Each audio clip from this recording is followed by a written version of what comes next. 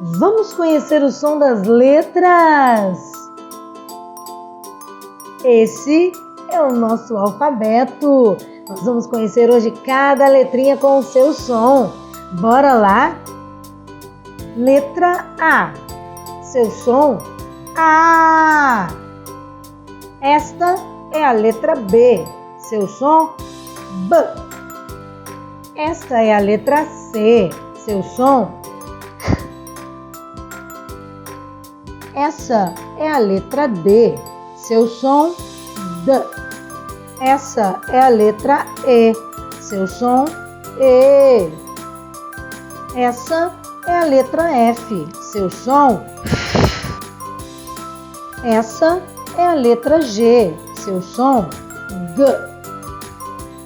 Essa é a letra H.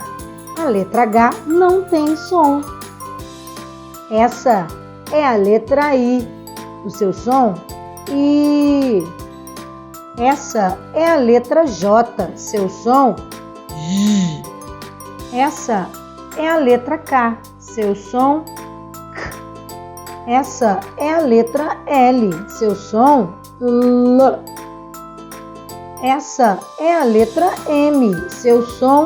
M. Essa é a letra N. Seu som? N. Essa é a letra O. Seu som? O. Essa é a letra P. Seu som? P. Essa é a letra Q. Seu som? K. Esta é a letra R. Seu som? R. Esta é a letra S. Seu som? S.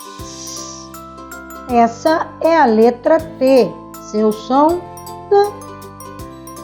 Essa é a letra U. Seu som? U.